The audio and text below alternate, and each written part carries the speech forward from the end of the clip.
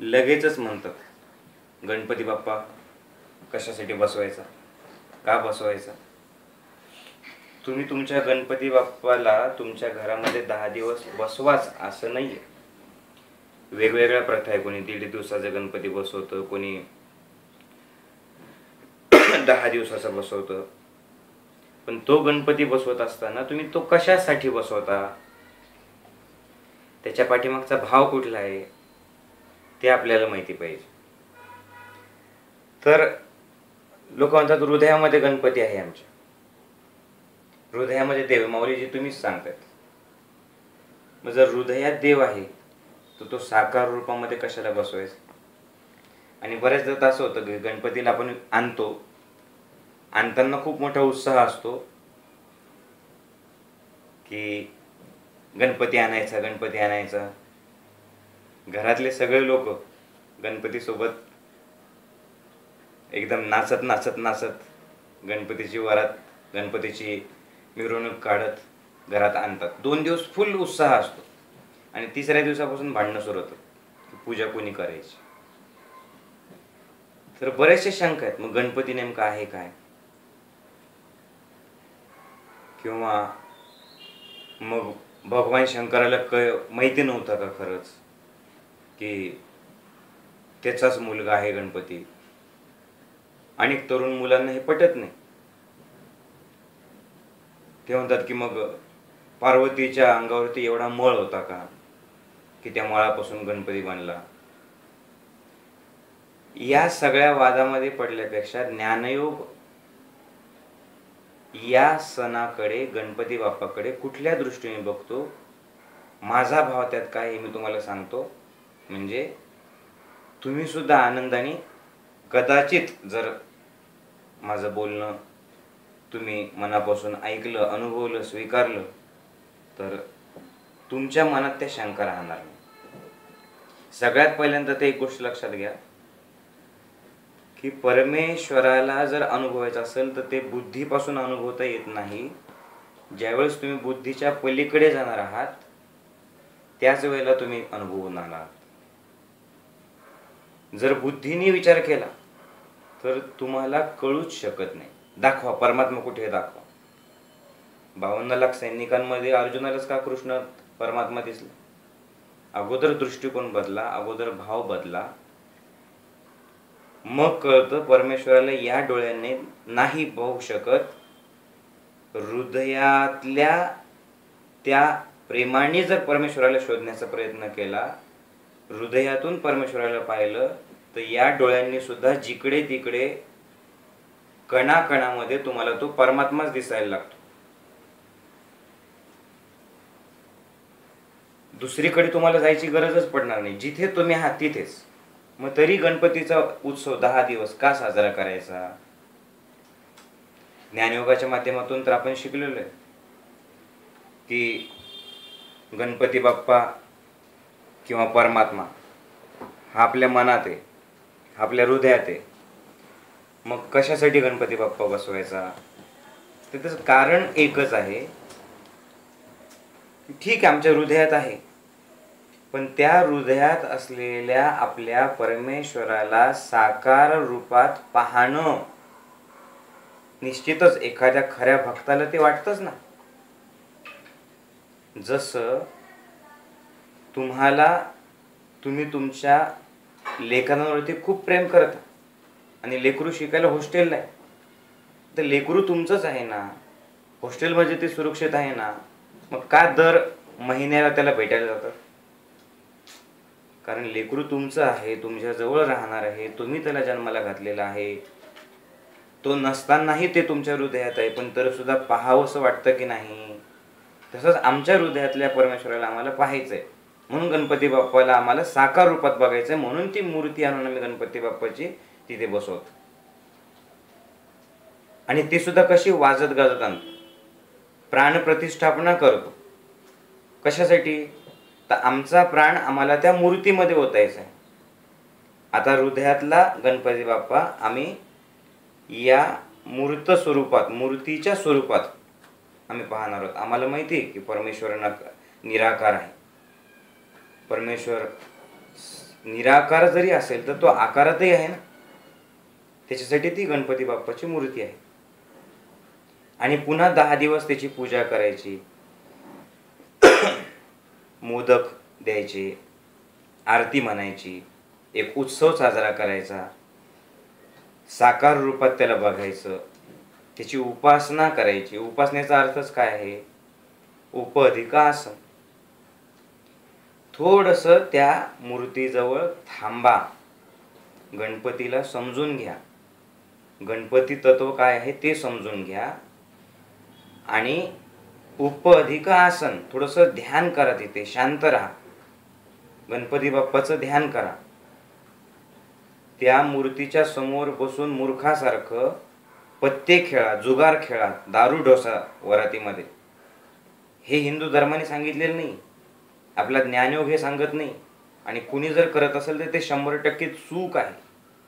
गणपती बाप्पा अशा लोकांना निश्चितच शाप देणार.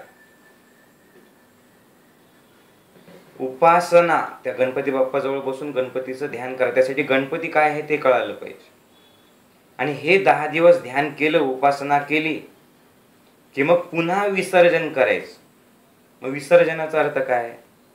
विशेष रूपाने केलेलं सृजन. म्हणजे 10 दिवस आम्ही तुला साकार रूपात पाहिलं, आता आम्ही तुझं पुन्हा विसर्जन करतो. पण कुठे? पाण्यात विसर्जन करायचं आहे. याचा अर्थ पुन्हा आम्ही हृदयातून तुला बाहेर काढलं, साकार रूपात तुझी पूजा केली, आता पुन्हा आम्ही तुला हृदयात नेतोय. आणि या 10 दिवसामध्ये जे आम्ही तुझ्याकडनं घेतलं, आता आम्ही पुढच्या गणपती बाप्पाच्या महोत्सवापर्यंत तसं निश्चितच वागणार आहोत, हे वचन तुम्हाला देतोय. यासाठी ते 10 दिवस. मग आता पार्वतीच्या अंगावरती एवढा मळ होता का? मग भगवान शंकराला काहीच माहिती नव्हतं का? मग तो तर त्रिकाल ज्ञानी आहे, मग त्याचाच मुलगा आहे, त्याला माहिती नव्हतं का? मग गणपतीला हत्तीचं डोकं कसं बसवलं? तुम्ही या सगळ्या गोष्टीला बुद्धीने बघितल्यापेक्षा ज्ञानयोग कुठल्या पद्धतीने बघतोय ते बघा, तसं जगा.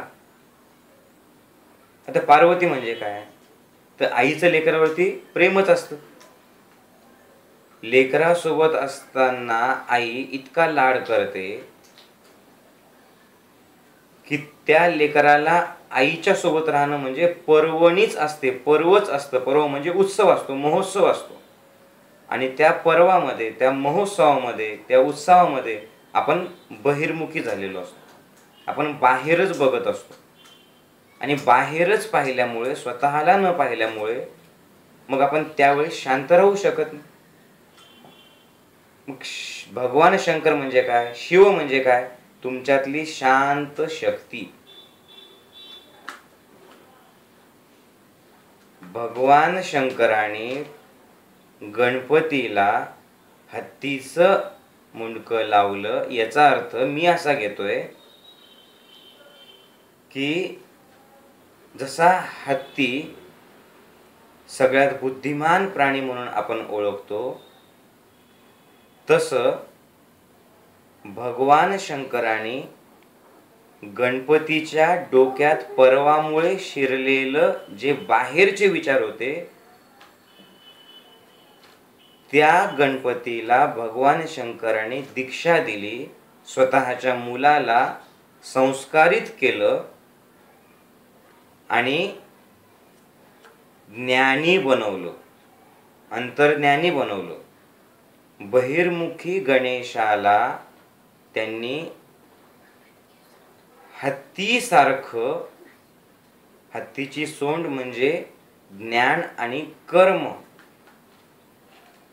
जसं वासही घेतो त्या सोंडीतून हत्ती आणि सगळे कर्मही करतो, तसं ज्ञान आणि कर्माचा अधिष्ठाता त्या गणपतीला बनवलं. गणांचा पती, गणेशाला गणपती म्हणजे गणांचा पती. गणपती याचा अर्थ काय? गणांचा पती. तुमचे जे इंद्रिय गण आहेत, तुम्ही विचार करा, आता इंद्रियांचे तुम्ही गुलाम झालेले आहेत. गणपतीचा अर्थ आहे की आता या इंद्रियांचा मी मालक आहे. सध्याला आपण ठरवतो की मला उपवास करायचा आहे, मला हा पदार्थ सोडायचा आहे, मला माझ्या तब्येतीसाठी चहा सोडायचा आहे, मला व्यसन सोडायचं आहे. पण मग इंद्रिय तुमच्यावरती हवी होतात.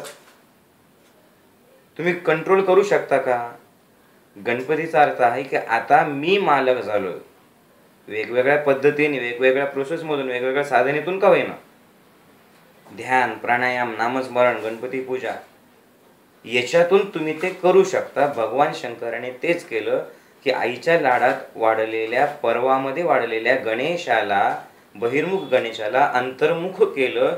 यालाच म्हणतात गणपती म्हणजे इंद्रियांचा मालक बनवला, असं मी समजतो. त्यांच्यामधली शांत शक्ती, शिव म्हणजे आत असलेली शांत स्वरूपातली ऊर्जा त्यांनी गणपतीला प्रदान केली. मग आता हे थोडंसं वेगळ्या पद्धतीने आपण बघायचं की गणपतीचे 2 सुपासारखे कान आहेत. याचा अर्थ काय आहे? याच्यातून आपल्याला काय शिकायचं आहे की सगळ्या बारीक बारीक गोष्टी लक्षपूर्वक ऐका. जी लांब सोंड आहे, एवढी मोठी लांब सोंड आहे, तरी सुद्धा तुम्ही बघा तो बारीक सुई सुद्धा त्याने उचलू शकतो. म्हणजे सूक्ष्म गोष्टींकडे लक्ष द्या.